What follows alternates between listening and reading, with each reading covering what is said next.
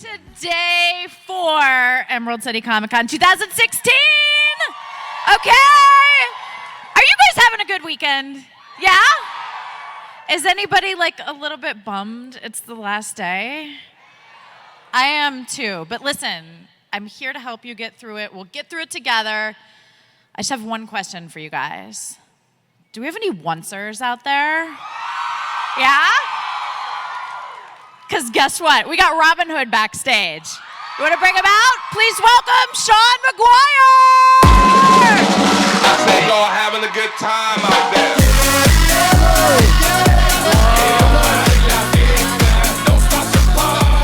Hello, everyone.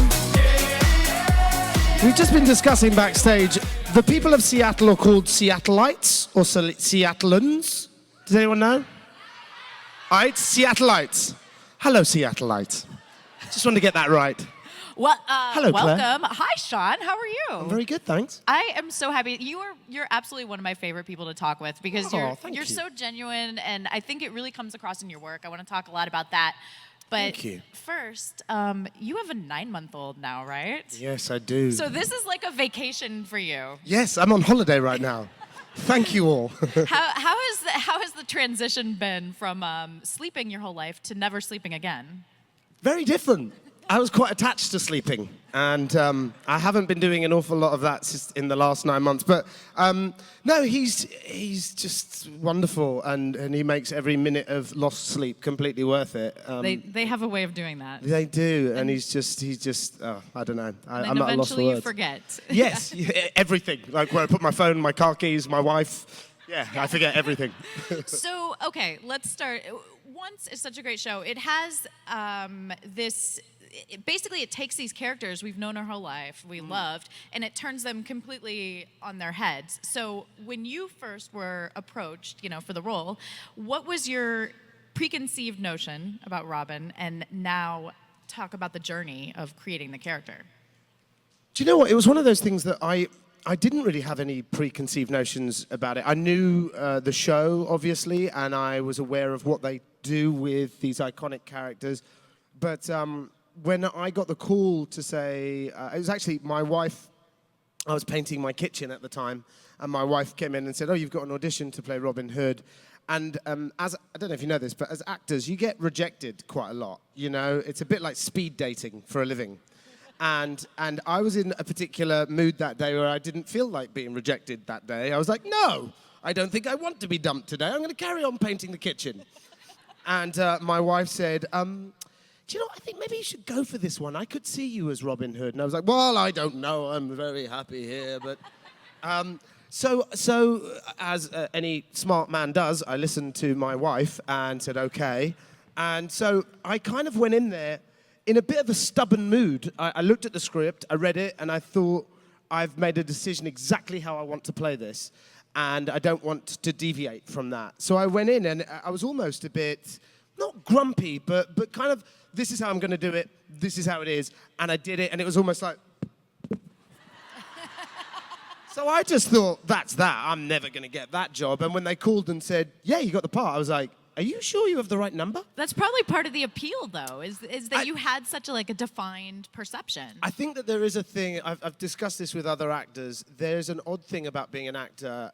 Often when you really, really want a part, it comes off you like perfume or aftershave. You can sense it. And there's something very appealing about somebody who doesn't... You know that thing when you fancy someone, but they don't fancy you, so you fancy them all the more? Right. And so I think that thing it's very fancy. Yeah, you can't fake not caring. When you have that kind of, I'll take it whichever way it goes. There's something quite attractive about that. There is a sort of strength about that, and maybe it was that, or maybe I just was the right guy on the right day. I don't really know, but it's just kind of bizarre the way that it transpired. And obviously now 3 years in. Looking back, I can't believe how fortunate I was. Well, I guess we all need to thank your wife for really pressuring you to go in that day. Yeah, I guess so. But, when you auditioned, obviously you're the second actor to play the role. Did you revisit, what did you do? No, I was aware that that Tom Ellis had played the role, and I sort of made a conscious decision because obviously Robin Hood is an iconic role and lots of people have played him. I kind of thought about it and I just thought, I don't want to know what he did because I don't want it to influence the way I'm going to play it. The only influence to how I decided to play it was just what's on the page. I mean, because with Once Upon a Time, they take these iconic roles and then they put their spin on it. So the real guide to how one plays the character is what the writers have intended. So I didn't take any of the baggage of previous Robin Hoods in because it may not have been applicable to the way that it was written in this particular incarnation. You know, because if you looked at all the Robin Hoods, you've got Russell Crowe with his slightly strange accent, you've got Kevin Costner with an American accent, and you know, Errol Flynn with a slightly New Zealand accent. I was like, no, I think I'm one of the only guys born in England ever to play Robin Hood. So I just thought, you know, I'm just going to follow my gut and follow my instinct and do what I feel comes naturally. Well, it's worked. Thank you. Yes, it Thank definitely you. has. Is there one thing that you've been most surprised to learn about the character or this take on the character? You know, one part of the script where you're like, oh, okay. The biggest shock, I think, without a doubt, was when Adam and Eddie, the showrunners, called me and said, so here's our plan. We're going to bring Zelina back and she's going to be the mother of your baby. It was a little bit awkward. I was like, go on. And they were like, no, that's it. And I was like, oh, good.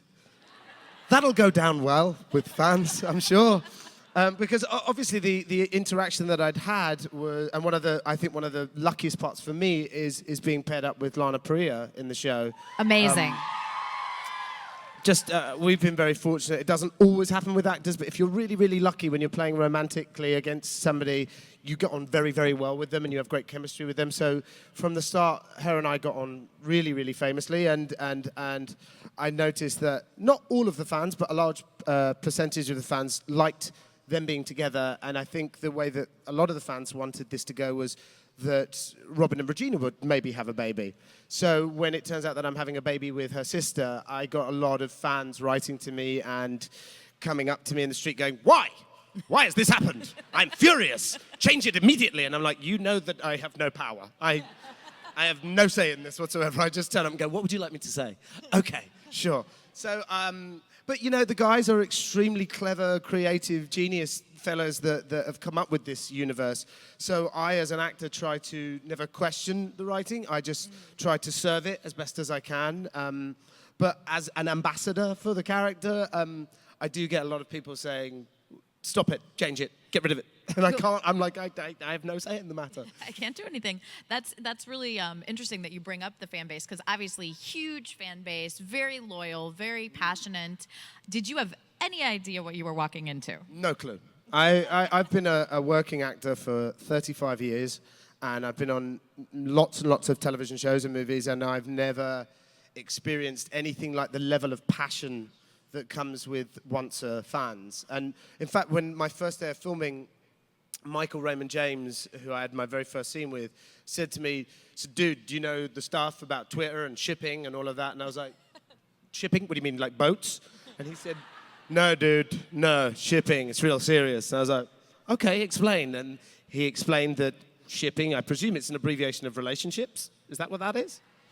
I did not know this. And well, now the more you know. yeah, You're here. and he said, just be careful with Twitter because there's a faction of the fans that may not like you. It's not your fault, don't worry. It's a big, wide universe, and some people are going to like you and some people aren't. And I'm very grateful to Michael because he gave me a little bit of a heads up and a bit of advice about how to navigate those sometimes rocky waters. They can be. And, you know, not so much at events like this where you come and people are super passionate to talk to you and very, you know, friendly. I've never really heard another actor talk about a bad fan experience one-on-one, but when you're anonymous over the internet and you go, Well, you know. everyone here is here, I presume, because they love the shows that they're here to see or the actors that they're here to see or the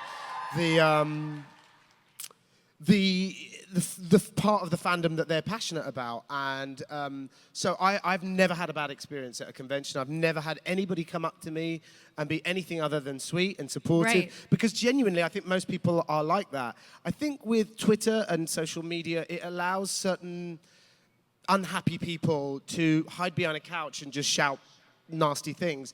And I understand that. I mean, we all have bad days, and we all look at certain people in the public eye and kind of go, I don't like them, and maybe my unfortunate lot in life is their fault. But I just feel that if anybody ever has a criticism, I think most actors are sort of open to kind of going, just tell me what it is and let me answer in a mature and an adult way, not shout, not saying nasty, mean things over Twitter, because it just, I don't know, it just seems kind of unnecessary to me. Well, it is unnecessary, but it's that anonymity thing that makes it... Yes, I've had a lot of insults from somebody who looks a lot like an egg. Oh, yeah. So if I find that egg, if you're out there, Mr. Egg, believe me... This is the warning. You're going to get cracked. So let's talk about the underworld for a second. It's been described as a place in between and a place where people go to deal with their unfinished business. Mm-hmm. So you're there, and your love interest is there, your baby mother. How are you going to fix this? What's happening here? I don't know. It's getting very messy down there. There's lots of bad people. The sky's all pink. There's strange smoky chimneys everywhere. I'm not really sure what's going on. I just sort of tend to go, where are we going, Regina? Right, okay. You do some magic, I'll hold your purse. That works. Because I'm the only guy wandering around the underworld with a bow and arrow, and I feel like Colin at Hook or someone's going to go, they're already dead. There's no point in the bow and arrow. You may as well have brought a flick knife. So yeah, it's... I don't really know what I'm doing down there. I feel like a terrible father. Poor Roland and Peanut are somewhere else, and I'm wandering around looking for a half-dead pirate. Again, I'm back to painting my kitchen. I'm not asking any questions. So no idea what kind of demons that... Well, actually, I do have an idea. Yes, I mean, there's a lot of stuff to come. Anything you can share? Maybe not like so overtly, but like, I mean, obviously I can't give away, but there's I think a lot of people are going to be kind of shocked by what happens towards the end of the season. That's not the first time that will have happened. No, they're good at that. They're good at, but this one I think came certainly as a surprise to a lot of us, I think. So. Okay. Yeah. Okay, good. Yeah. How does Robin Hood view Henry? Are you a father figure? Probably how I was going to say probably how I view Jared, like just with love and affection. And Jared's, I've got the privilege of watching, this young man grow up over the last 3 years, and you couldn't meet a better raised, sweeter, kinder, nicer lad. And the way Sean feels about Jared is probably the way Robin feels about Henry, except I think Robin probably feels, or at least the way that I've always played it, is he's almost my stepson, or at least in that sense, because I think this version of Robin is a very protective father. Mm-hmm. And he knows once he became part of this gang that this was a kid that kind of needs an extra arm around the shoulder because his two mums are always fighting demons and things, so you need a little bit of extra parental care. They're kind of busy. Yeah. Do you have something that you love most about playing Robin Hood? Something you've attached to or found in the character? Yeah, I think playing this particular character at this particular time in my life there's been a bit of synergy to it. I mean, I'm getting older now, and my views on certain things have changed. They're very different than they were when I was in my 20s. When you're younger and you're in your 20s, you're more carefree and, in my case, hedonistic and silly and going out and doing things that are probably not the most responsible in the world. And as I've got a bit older and I'm a father now, that silly, wild, hedonistic thing has kind of gone, and now I sort of feel a bit more like I want to be a good dad. I want to be a good father, a good husband, and a good cast member, a good friend, a good member of the human race. And so I think I've taken my social responsibility about what's going on in the world, whether it's something political or whether it's to do with the environment. A lot of people will say to us as actors, don't weigh in on things like that because you can halve your popularity. If they don't agree with you, whether it's a political thing or about the environment, you might lose them as fans. But my feeling is I would much rather take the risk of losing someone as a fan than not standing up for what I believe in and saying what I think is right.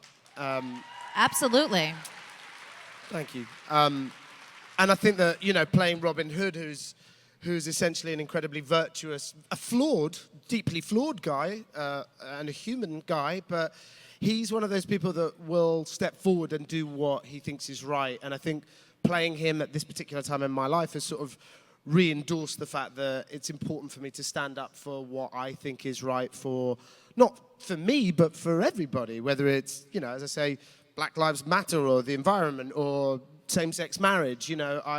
Myself and my wife really kind of, as that was all coming to pass, we really championed that and wanted to stand up for the fact that people who love each other should be allowed to get married. Just as simple as that, as far as I'm concerned. And a few people said, I wouldn't get behind that if I was you, because you're going to upset certain people. And I said, well, if I upset people that don't agree with that, to hell with them. If they don't agree with that, then I don't want them following me anyway, because they're going to find that they're on the wrong side of history. So I just think that Robin has sort of made me re-examine my priorities in the way that I want to carry myself and the way that I want to be perceived. And also, if people don't agree with you, because you can't please everybody, just try and pick what you think is right and stick with it. And if they don't agree, maybe they'll come around, maybe they won't, but you got to do your own thing. Well, both Robin Hood and you are now willing to do what others aren't. And that's what, who knows if you gave that to the character or the character gave that to you, but it's wonderful. So congratulations on that evolution. Thank you. Do you have a favorite episode that you've ever filmed? Is there like a standout? I know it's kind of a weird question, but sometimes an episode maybe with a lot of stunt work or there was more fun than others. The memories I have aren't sort of so much specific to an episode. They're more, the times that immediately come to mind are when there's most of us, like the gang. Mm-hmm. We actually have a little WhatsApp thing, and we call it ourselves the Scooby-Doo gang. Lana started it so that we can all talk to each other on one sort of text message. And the memories that I always have that are the best are when most of us are all together and we're giggling. And it's not even really episode specific. It's more just, it's often when you're tired, it's the end of a 12-hour day or something, and you're all kind of like, oh God, when are we going to get home? And somebody says something silly. Josh Dallas is very good at times like that. Josh is brilliant at being really silly and fun, and so is Bobby Carlyle. And so my really happy memories are when we all start getting the giggles together and you just make each other laugh, and then you realize this is a real bunch of friends that really love each other. And I think if the chemistry appears good to the audience on the show, it's because there's a genuine feeling of love and a real sense of family off camera. And I think you can't really fake that. You're either going to get along as a bunch of people or you just make do. Yeah, I agree. And for such a huge ensemble cast, it's unique in that way, but it's part of what makes the show enjoyable to watch. Well, all of the actors are fabulous, sweet, decent people, but often you'll hear actors say whoever's number one on the call sheet, in our case it's Ginnifer Goodwin, whoever's at the top, if they're nice, it makes it very difficult for anybody underneath them to misbehave. And Jennifer's arguably one of the nicest human beings on this planet, and she's so sweet and caring, and a big star. She's made lots of movies and she's very successful, and is just the kindest, sweetest person. And I think she set a great precedent, as did the other cast members, that when you come onto this show, you quickly realize it's like a family and everyone is welcomed. All guest stars are welcomed, even if you're only on for a day.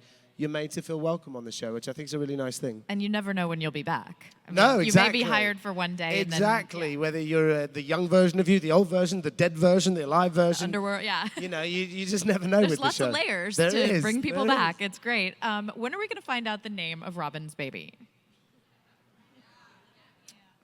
Yeah, see, everybody wants to know, not just me. Right at the end of the season. Okay. Yeah, right near the end. I think I can give that away. Yeah. Well, you did. Too late, yeah. Everyone, erase your memory. It's too late now. Any fairy tale characters that you'd like to see brought into the show that haven't been yet? It's brought in so many different. There's a lot. I'm a big fan of the Jungle Book, and obviously, yeah. They're all, apart from Mowgli, they're all animals in that, so you can kind of go, well, you can't. But now that the new Jungle Book movie's coming out, where they have a real live talking bear, I kind of want Baloo the bear to come to Storybrooke. I know it sounds stupid, but I sing Bare Necessities to my son every day, and he really gets a kick out of it. So I want him to see Dad working with Baloo the bear. Then he'll go, oh yeah, my dad must be doing something right. He's First working of with all, he's working with a bear. Great answer. Second of all, I saw the movie and it is it good? fantastic. Oh, I can't wait to is see it. everything you want it to be. Oh, so great. I can't wait to see it. What a great answer. You started off young as an actor. Yes. In fact, I love to tell people this about you. Your first, I think, scene or movie was with Sir Laurence Olivier. Yeah. So I know you were only 5, but Yeah. what do you have any memory of working with him? Just me saying to him, Sir Larry, I think you should play it like this. No, And did he take your advice? No, my earliest, I mean, I think they're probably my earliest memories was my dad took me, he was sort of chaperoning me, and we stayed in a hotel the night before filming, which was, you know, to a 5-year-old. I don't remember being in a hotel before that. And my dad said to me, you know, you have to be very well behaved tomorrow because you're going to work with the best actor in the world. Now, if you say to a 5-year-old, you're going to do anything with the best thing in the world, your mind kind of blows. You're like, whoa, what will this be like? So then I was thinking, you know, at 5, I was already obsessed with Star Wars. So I was expecting to see Luke Skywalker or Han Solo or something, and then this old guy came out, and I was like, best actor in the world? Where's the lightsaber? He's like an old man. How could he be the best at anything? But it wasn't until I got much older, and that was, incidentally, I think, Laurence Olivier's last film. And so I felt very privileged that I got to work with, you know, one of the great legends of all time. But I didn't realize until I got to about 10 or 11 that it was kind of a big deal that I worked with him. That was how big it was. Yeah. Were you well behaved?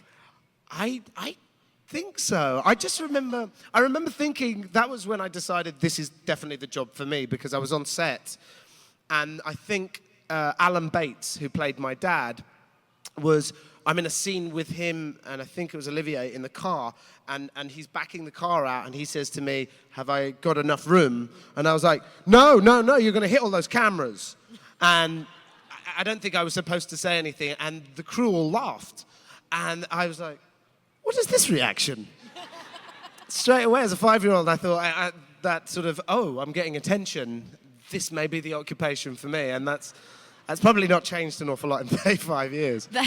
That's amazing that you could have that awareness at age 5, you know? I just genuinely thought he was going to drive the car into all these people. I mean, Right. obviously he knew he wasn't, but I don't think they were expecting a 5-year-old to pipe up and say anything, but I did, and I guess that was my first talking on camera. I think the through line here is that you're kind of you're not too groomed as an actor. And in other words, like with Robin Hood, you know, you're very organic and natural, and that's what people will respond to. Well, I always felt a bit on the back foot because I never trained. I started as a child, obviously, and then I kept working every year, and so I sort of learnt on the job. But that's fine when you're a child actor, but as you get older, when you see other actors developing technique and skills that you don't have, you start going, oh gosh, I should have trained, because they all know stuff I don't. But by then it was sort of too late. Any bad habits I already had, and it was kind of I already had a career, and I didn't want to take 3 years out to go study when I could actually be on the set working. So, but I've been very, very fortunate that I've got to work with a lot of extremely gifted actors that were kind enough to share certain things about what we do. And sometimes they're nice lessons, and sometimes they're not. Sometimes you're told, you know, don't do that. That's like, I didn't know what upstaging meant. I think it was the 3rd play I did, I kept standing towards the back of a stage here, forcing the other actor at the front of the stage to do this. And and this woman, her name's Stephanie Beacham, she's a wonderful actress, she came off stage after about 2 performances and said, do you know you're upstaging me? And I was like, I don't know what that means. I'm sorry. I was already 20-something at that age, and she said, well, exactly that. You're forcing me to turn up stage so that my back is to the audience, whereas you're facing all the audience. And I was like, oh, God, I'm so sorry. She was like, no, I thought you didn't know. I thought you were just that stupid. But now you know. She forgave me, and we've been friends ever since. But it takes other actors with experience to explain something. Don't assume that the actor's trying to get one over on you. Sometimes, in my case, they're just not very bright, and they don't know what they're doing. Well, that's certainly not true. You are very bright. But actually, that's a good point. A lot of people would love to be in this business. A lot of younger people who are looking for that advice. What is the one piece of advice you would give someone who wants to be an actor? Well, I get asked this by young people an awful lot, and it's difficult. I wish I had a more succinct answer to give. It's a bit like how do you become a professional musician? How do you become a professional soccer player? You have to, first of all, you have to practice. That more than anything. I think there's the famous book that says 10,000 hours. To be very good at anything, you need to put 10,000 hours in, which is a tremendous amount of time. So if you are a young actor and you don't know how to get started, find your local amateur dramatic group, find your drama club at school, and get started there. That's the first thing. You have to start acting, find out if it suits you, find out if you feel comfortable on a stage in front of an audience, and then it's just repetition, practice, read plays, watch not just the kind of big shoot 'em up explosion movies, watch movies from the 70s, the golden era of cinema, like The Godfather and Kramer versus Kramer, and things where there's real technique being employed by the actors. The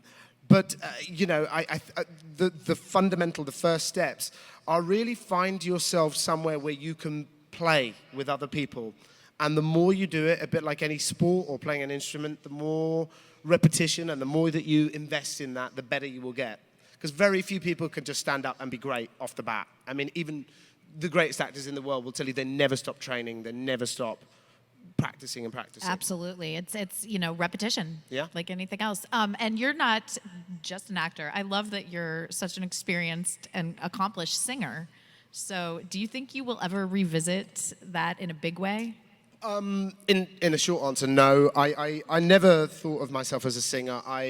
That little chapter of my life came about in a really odd way. I was in a show in the UK called EastEnders, and the character... I love that show. Oh, thanks. The character was quite popular with young people, and so when I left the show after a year, I had a lot of record companies saying, here's a record deal. And I was like, but I can't sing, and I don't play any instruments, and I have no discernible musical talent. And they were like, that's okay. We don't mind. That's never really stopped record companies before. And I said, but it matters to me. I don't want to do that because I think it sort of betrays, the real musicians and stuff.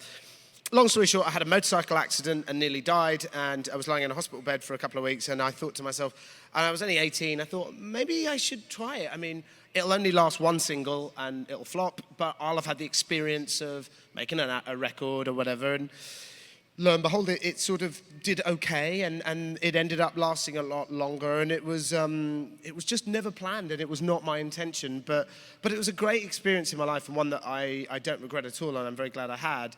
But it was just, I never felt that I should be there, or that it was my calling to do so. Now I really enjoy playing and singing just for fun, but I don't think I would ever seek a record deal, I played the Viper Room in LA. I know some of the people that I met this weekend actually came, so thank you for coming. But that was really just to promote my friend who's a genuinely talented musicians, there was two of them. But no, it's not something that I really just love acting. I mean, if anything, what I want to do is get behind the camera more and start writing and directing more. Oh, that's awesome. Do you actively write at home? I do, yes. I'm actually in the middle of a project with a director partner at the moment that we are sort of in the middle of developing and hope that we will have up and running, maybe this year or next year. That's awesome. Well, it's your turn to ask questions. So if you guys would like to line up in the aisles, we will try to get through as many of the questions that you guys have. No math questions, please. Yeah. It's Sunday.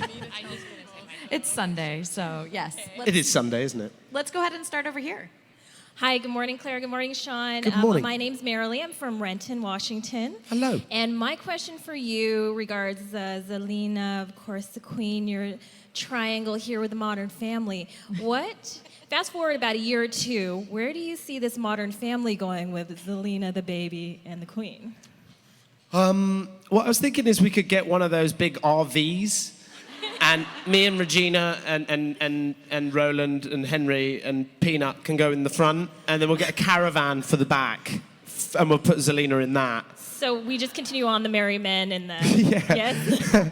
Honestly, it's very difficult to predict where this is going to go because I honestly think, and I've had this conversation with Adam and Eddie. Sometimes they're not sure. They roll the dice and they kind of see how something plays out, and then it takes different turns. So they may not even be sure what the absolute end game of this is. Okay. I think sometimes there's the notion that everything is planned right up to the very last season, but like life, sometimes we just don't know what's around the corner, and sometimes things just take an odd turn and then the unexpected happens. So I don't know, but I think it's going to make interesting viewing. Do you have any inkling of how magical the baby will be? Oh, that's a good point. No, I don't. That is a great I question. haven't seen her do anything magical yet. I mean, Okay. unless you count the colour of what's inside her nappy. That's pretty magical. Thank you. Cheers, thank you. Hi. Hi, Sean. My name's Amanda. Hello, I'm sorry, I was looking over there. I was like, how is she talking without moving her lips? My question is, what is your favorite Disney movie? Oh, well, I think I said earlier, against great competition, The Jungle Book. I know that I lost my mind at Upside Down. Was it? No, Inside Out. Inside Out. Inside Out, I cried like a little girl. I just thought it was the sweetest thing I've ever seen. But there's something about The Jungle Book, just the songs. It's like 50 years old, and it's still as good today as it was 50 years ago. So, yeah, I've got a bit of a soft spot for Baloo and Bagheera. Perfect. Thank you. Thank you. Thank you. Yes, hi. Hello, my name's Sarah, and No, it's not, Ray. No, it's not. I loved you in Star Wars, by the way. thank you. That was one of my favorite Star Wars movies too. But my question, and thank you so much for coming down here today. It's Oh, really my great pleasure. to see you. But my question is, you and the cast always make everything so effortless and genuine in your acting. But I was wondering if there was a particular scene in the Underworld arc that has been more challenging to film. Oh, yeah, there are. There's lots of time. I mean, making a TV show is a bit like magic itself. There's alchemy to it. The guys and the writers are all in Los Angeles. They work incredibly hard at poring over each word and each full stop and comma and what means what and what that implies. And then, so it's almost as if they design a perfect couture suit in Los Angeles. Then it gets taken to Vancouver, and then we've got to fit this suit to all of us. And sometimes it fits perfectly, and sometimes we need to take it in a little bit because you can't always tell in the writer's room why that idea might not logistically fit the scene, because sometimes you don't know the proximity from one actor to the other. So there's an alchemy to trying to make everything fit, and that's done by a very gifted crew, a very gifted cast, gifted writers, and we're constantly trying to fuse it all together. And sometimes it's very easy, and it just goes like that. And sometimes we have to take it apart and put it back together and make it all kind of come together. But I would say, I mean, even when I joined this cast, I looked around at the other actors and the way that, because the dialogue is quite heightened, it's high stakes. It's not like real naturalistic stuff sometimes, because we're talking about magic and potions and demons and stuff. But the cast have such a gift to make those heightened situations seem very, very realistic. And I think that it's a testament to great writing, first and foremost, but also I've learned an awful lot from the cast, how to just make these extraordinary circumstances seem day-to-day and palatable and normal and stuff. So I personally have just spent a lot of time sort of learning from my fellow castmates. But yeah, thank you for your question. Thank you very much. Thank you. Yes, hi. Hi, Sean. Hi. I'm Jordan. I'm from Bellingham, Washington, so not too far. My question is smooth or crunchy peanut butter? Ooh, this is a deep one. Yeah, it's really important. It's super important. Nobody told me we were going to get difficult questions like this. I know, I'm sorry. I didn't Do you know screen what? it. This might surprise you. I don't like peanut butter. Oh, wow. Okay, well. I know it's a bit weird. I like peanuts and I like butter, but putting them together just seems It doesn't work for anomaly you. to me. I don't think I've ever had a PB&J sandwich. I'm so disappointed. I'm actually a pro at making them. I'll make you one. Oh, I'll give it to you okay. later. All right. Yeah. I'll swing by. Okay. All right, thank you. Do you like Nutella? Do you... I don't mind Nutella. It's a bit sweet for me. I mean, I Yeah. grew up in England, and so we'd go over to France and stuff, and I was like, what are these French people doing putting chocolate on their toast? It was just very odd to me. I was just a butter and jam person, so very English. Hi. Hi, welcome, and thank you being our host again. You remember me all the years. It's Helga. I'm from Lakewood, born in Germany. Hello, Helga. And I have, a first time you're not aware, the ship where you've been is Our Lady Washington, the replicat. I'm friend with them, and I've been a skipper's daughter. So I'll let you know. In Will, she has not a wheel, she has a well. So you're wondering, well, there's something making construction on the ship when you've been with a pirate in this. And my question is, when you get our as Miss Pinocchio, when you get our Pinocchio back in the underworld, and maybe he find a Miss Pinocchio. I think I know where this is going. Are you angling to be Mrs. Pinocchio? Yes. It seems like we've gone a long way around the houses for you to say you think Ian's pretty sexy and you'd like to be Mrs. Pinocchio. Some things transcend all languages. I don't have any power on the show, but I'll put in a good word for you. You can pitch it. Now, I mean, he comes back a moment since the second season. I miss Pinocchio. And I was like, oh, he comes in the underworld back and maybe find his match. Well, he actually did come back at the end of last season, Yeah, I think, at the end didn't of he? 4. And they held him to the fire and his nose was growing and stuff like Yeah, that. but that's quite a bit one gone. But now with the new season, you've been underworld. Well, the and all that. underworld allows for that, so that's the good thing. But Yeah. also, Pinocchio, I don't know, A, that he's dead, or B, that he's got unfinished business. So I think to qualify to be in the underworld, you have to either be dead or have unfinished business or a terrible sense of direction. Thank you for coming. And Thank you. See you. Thank you, Dankeschön. and you look Auf great, by Wiedersehen. the way. Hi. Hi, my name is May. I'm from Seattle. Hi, May. Hi. I'm just wondering if you've ever experienced stage fright as an actor, and what advice can you give to people who get anxious in front of a crowd? Oh, I don't get it very often, but yes, I have. In fact, I get stage fright or I get anxious or awkward when I feel ill-prepared. If I don't know my lines, which is rare, or if I don't know the song I'm about to sing, I get scared and then I start going, I don't know it, I don't know it, I don't know it. And then that freaks me out more and then my mind goes blank. So I think it's not just a good tip for acting or singing. Anything in life, if you care about it, put the work in. Do you know what I mean? Don't turn up on the day and hope it'll go your way. Preparation is half the way to getting a good job done. And so, like when I played the Viper Room the other day, I had the words in front of me and I still got the words wrong in the first song because I was nervous. And then after I'd gone wrong, I was like, oh, well, to hell with it. And I relaxed and then it was fine. But often, I've only done 3 or 4 plays, but before I set foot on stage, the first play I did was Romeo and Juliet, and I knew that play back to front. But I still got so nervous, I dropped the first line. Somebody had to feed me the line. And once I got that mistake out the way, I was like, oh, well, I blew it. And then I relaxed into it and actually had a nice performance. But if you're worried, I mean, it's the same with an exam. It's the same with trying a recital or a gymnastic performance or whatever it is that you have to do if it's in front of a large group of people and you're going to get nervous. Just put the practice in. And then the night before, if you feel like you've done the work, say to yourself, I've done the work, I know what I'm doing.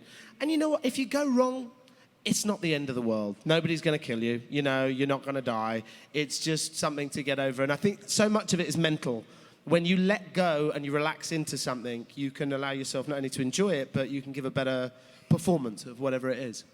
Great. Thank you. Thank You're you. welcome.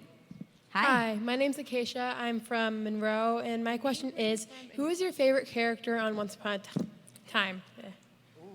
Do you have a favorite character other than yourself and Regina? Me. I would think. My favorite character is me. I'm a big fan of me. So are we. I like different characters for different reasons. Obviously, I kind of like that Regina character. I have to say that. I mean, Colin has become, you know, one of my best friends in the world. He's like my brother, and I love how he plays Hook. I just think he's an extremely gifted actor. But one of the absolute delights of being on this show is getting to work with one of my acting heroes, Robert Carlyle. Yeah.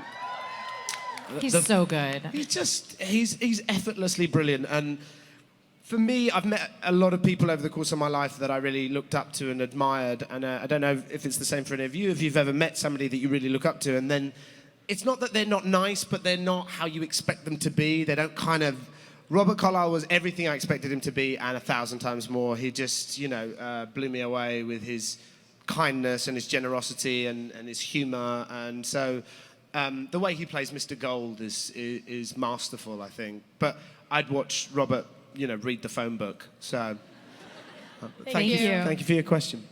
Hi. Hi, Sean. My name is Jenna, and I'm from Renton, Washington. No, it's not. It's Emma Swan, you big liar.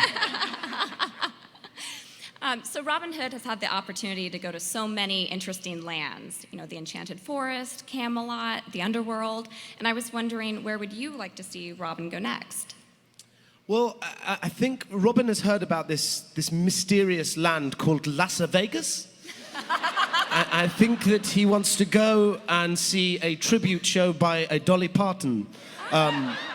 No, I don't know. I don't actually ever spend an awful lot of time thinking about what he's going to do next. I tend to get the scripts and read them and go, oh, okay, that's where we're going. But I don't really have any aspirations for him, only it's more character stuff. Like when I found out that Zelina was going to be the mother of the baby, I was like, oh, only because I know how fans are going to react, and then I'm going to then in turn deal with the fan reaction. But in terms of sort of geography, well, obviously I do love my buddy Robbie Kay, so if he wasn't dead already several times, I'd like to go to Neverland.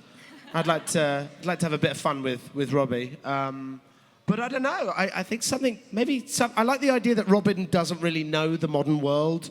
I like when he's got a phone or the Cat in the Hat and things like that he doesn't really get. I like to see more of him combating modern life and not really understanding it, I'd like to see somebody explaining to Robin what Twitter is. I think that'd be quite funny. Robin would be like, but why would these people say such unvirtuous things? How could they be so cowardly? We must seek them out. Let us find this egg. Thank you. That's a great question. Hi. Hi, my name is Christina. Hey, Christina. How are you? Nice to see you again. I'm good. I'm from Everett. My question is, huge Outlaw Queen fan, by the way. Oh, thank you. How did you feel back in season 4 when it wasn't Marion that came back and it was Zelina playing Marion and you, slept with Zelina and it was Marion? I know I was upset. I did no such thing. Well, as I said, I was immediately concerned about how fans would react because I know how passionately some people are behind the Robin and Regina thing. But from a Sean point of view, I was like, I'm going to be kissing Christy, then Bex, then Lana. Wow, if there's any dudes watching the show, I'm going to get a lot of jealousy coming my way. But also, Bex me and Rebecca have got along so well. We kind of joined the show at the same time. We're both from England. We have a similar sense of humor. So she's sort of like my sister. So when I read I'm going to be kissing, I was like, I'm going to be kissing my sister. That's weird. And I'm sure Bex felt the same way. But, it's a strange thing being an actor on a show like this because every week somebody hands you where your alter ego is going to be going over the next 9 days or whatever it is what we shoot an episode in. So it's exciting, but it's also odd. It's like getting a status report. I mean, imagine in real life if someone said, this week you're going to go to school and you're going to have an altercation with somebody that doesn't like you very much. But on the plus side, you'll get an A in math. You'd be like, okay, mixed bag of a week coming my way. It's an odd thing, but it's exciting. And it's, I think it's something that all of us, and I'm sure all actors would back me up, when you're on a show like Once Upon a Time, you get the script, and rather than read it cover to cover, you go, bum, bum, bum, bum, bum, me, bum, bum, bum, bum, bum, me, bum, bum, bum, bum, bum, me. We actually go, bullshit, bullshit, bullshit, my line, bullshit, bullshit, bullshit, my line. That's true. Most actors will back me up on that. And then you go back and you read the whole episode and you go, oh, wow, there's some really fun, exciting stuff happening. So, it's an odd but an exciting, strange, occupational thing. Thank you. Thank you. How far in advance do you guys get the scripts? Not far at all. 2 weeks, maybe less than that. Okay. It depends. And then we get a script, and then those scripts are constantly being rewritten. We get pages sent every other day, like that scene's been changed, or that's been tweaked, or that scene no longer exists. Yeah, so it's more of like a strong outline when you so you get get a sense of where you're going. Yes. Hi. Hi. Hi. I'm Hannah. I'm from Shoreline. Hey, Hannah. So we all love the relationship between Robin and Regina, Oh, but thank you. but we know that Regina can be prickly and guarded. I did not say that. You are not putting words in my mouth. She's lovely. She's really, really lovely. Sorry, go on. Of course, we love her. But what is it? What do you think it is about Robin that sort of brought those walls down and let Regina love him? Well, who doesn't like a man dressed in leather from the forest? It's true. No, I think with Robin and Regina there is a similarity in the fact that both of them had a very, very different past. They weren't probably the best versions. Well, we certainly know that Regina wasn't the best version of herself in the past. But I think one of the strongest themes of the show is hope. The idea that just because we are who we are now, if we're not happy with who we are, doesn't mean that tomorrow we can't begin the change that we want to make, you know? And I think we've alluded to the fact that Robin has a dark past, that he obviously did some things that current Robin wouldn't be very proud of. And I think they see in each other this opportunity to move forward without judgment, that somebody will give them that second chance and believe in them and hold them up when they're weak. And I think they're two sort of damaged people that have come together and found each other, and there's a sort of redemption to be found in both of them. And I think from Robin's point of view, I mean, if, you know, just as a guy, I mean, Lana's obviously very beautiful, but if you were to take the Regina character, she's an incredibly powerful, literally powerful woman. I think any man, you'd have to be a real man to be able to go, oh yeah, I can date her, I can hold my own. And Robin obviously feels that he can. And I just think that they're very strong characters, and that's quite appealing to both of them, that I don't think there's an alpha there. They're both toe-to-toe with each other, and I think that that's why it kind of works. Thank you. Great Thank you. question. Yes. Hi, Sean. Hi. I'm Dana from Linwood, Washington. Hey, Dana. And my question, hi, oh, you said my name. Okay. My question is, who is your favorite Disney princess and why? Ooh, do you know what? This might sound a little bit weird, but my youngest sister is 10 years younger than me, so I was already like kind of a grown-up when she was born. By the time she got to 4, I was 14, and that's when she started watching The Little Mermaid. It's gonna sound weird, have a little bit of a crush on Little Mermaid. Woo! Yeah! Sounds a bit weird, but I was like, is it weird that I think she's really cute? She has no legs and she's a cartoon, but I'm like, something very charming about that Ariel girl. Did you wear that shirt because you knew he was going to say that? Wait, have you got a Little Mermaid shirt on? Get out! Yeah. I swear to God, I didn't even see that. The lights are very That was bright a perfect up answer. here. Good. Well, I'll shut up then. Little Mermaid. Thank you so much. Thank you. Yes. Hi, I'm Biani Benitez. I'm from Hello again. Hi, I'm Randy in the escalator. I'm from Maple Valley, Washington. And my question is, you've been working with Lana for 3 years now, and I was just wondering if there's like a certain moment when you guys were working together that just like made you laugh so much, like you just bursting out laughing. Oh God, there's countless. I think that's one of the things that, I mean, I don't wish to speak for her, but certainly from my point of view, one of the things that I've loved about our friendship and our kind of working partnership is that Lana's very professional and she's very diligent about her work, but she does her work at home so that when she comes to set, she can turn up, give a great performance, but she's also free enough that she can have fun with the crew and have fun with me and her fellow actors. There's just so many times that we've just been giggling like children. There's not one specific time that sticks out, but I think that's why the job's just been a joy for me, because you know, if you like the people that you work with, time just flies, you know.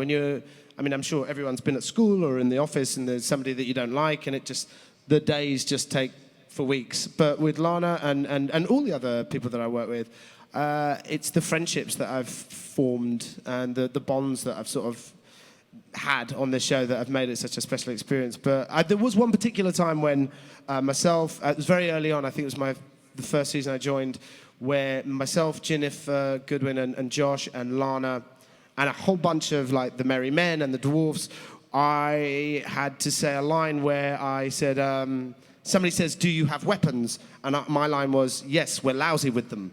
Now, I don't know if you know this, but the Old English word meaning lousy means to be loused, many of.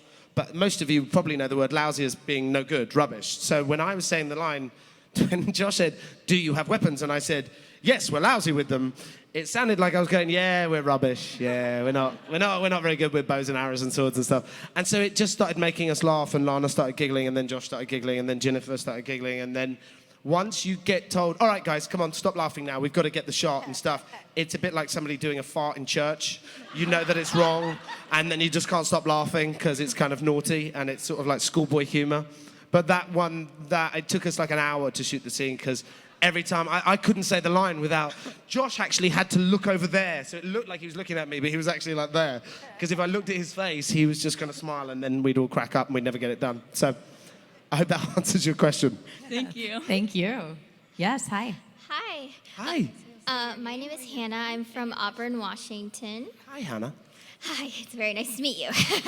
My question is, what is the most uncomfortable looking costume that you have ever seen on set? That just made you, oh, I'm so glad I don't have to wear that. It's always the girls. The girls have it so much tougher than the guys because, for one, high heels just on any given day just seem like a torturous device to me.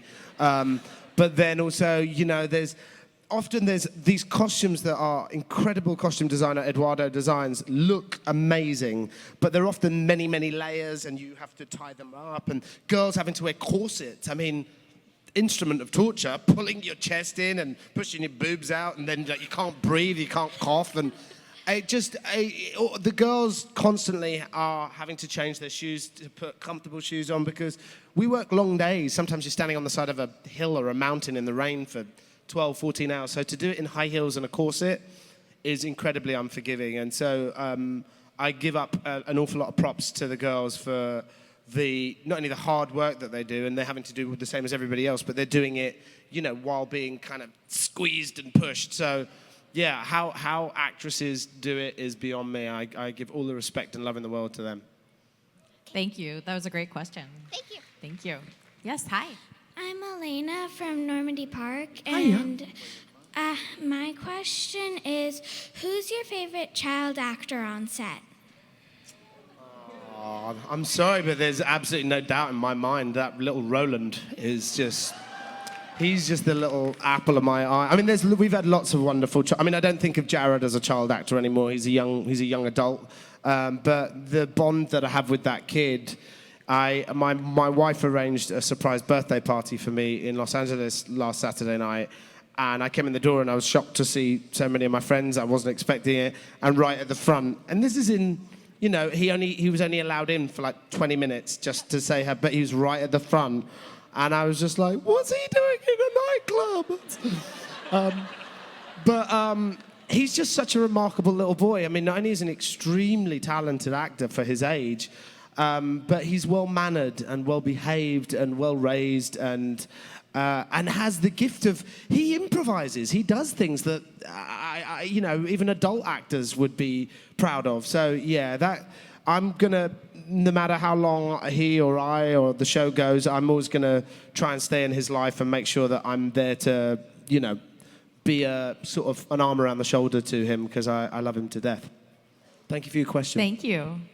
Hi, Yes. My name is Heather, and I'm from Tacoma. Hi, Heather. Hi.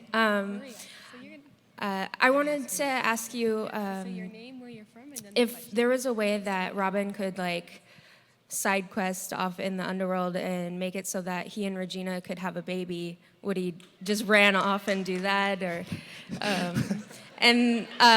would you also sing us the song from the Jungle Book? Please. I don't think we have time for a song. Well, first of all, we are running out of time. But so you want to know if, whilst we're looking for Hook, who's on the brink of death or is dead, if we could go off and have a bit of nookie? I just think there should be more.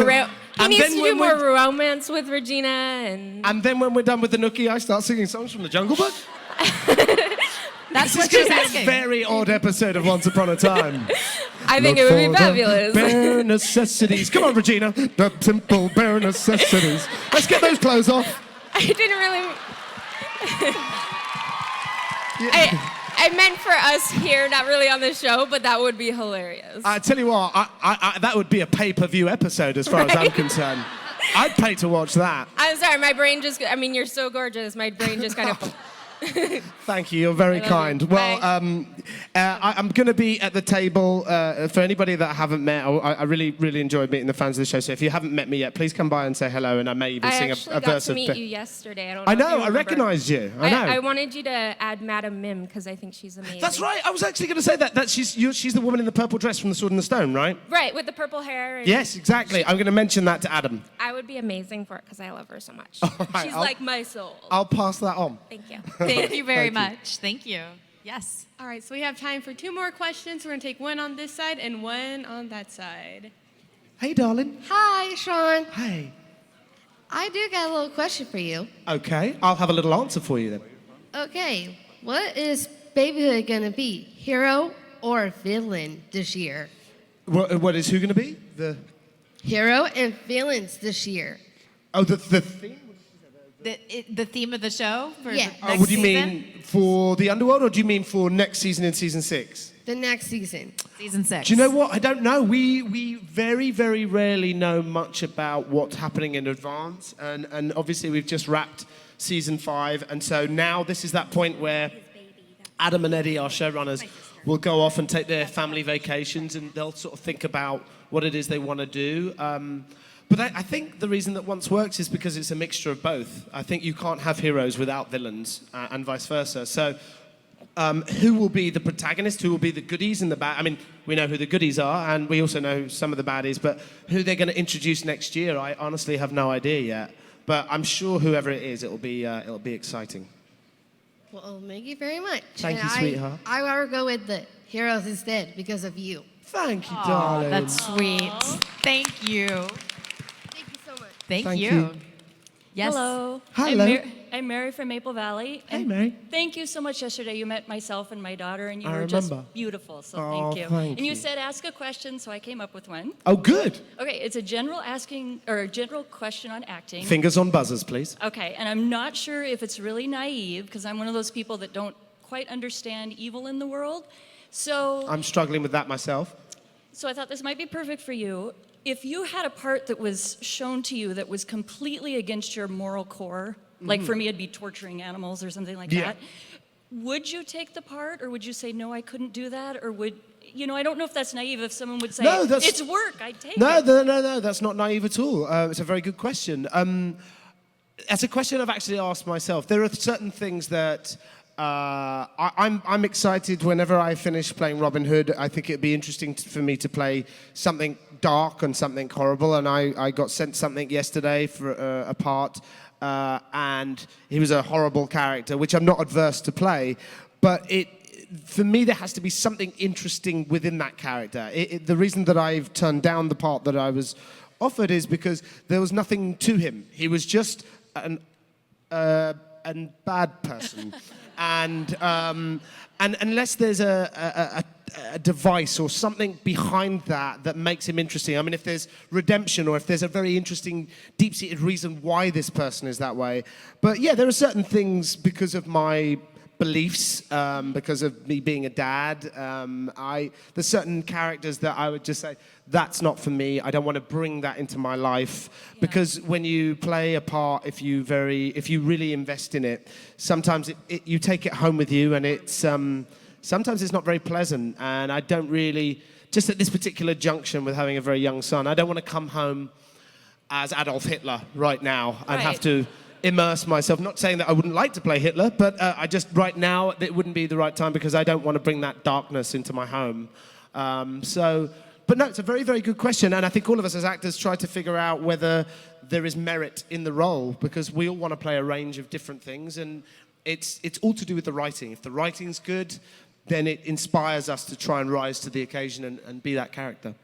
Okay. Absolutely. That Thank was a you. great I loved question. your answer. Thank you. Yeah, great question to end on. And Sean, you're here how long today? Let I'm everyone here know. till like 5 o'clock today, I think. You're in it to win it. I am here till All the right, very so end. you have all day to go down and say hi. Please and do. Come and say hello. Thank you so much. That was such an amazing hour. Thank you for all you give to your fans. Thank you for sitting here with us. Give me one more huge round of applause for Sean Maguire. Thank you very much. Cheers. Have a great rest of your convention. It's lovely to meet you all. Hey, bare necessities.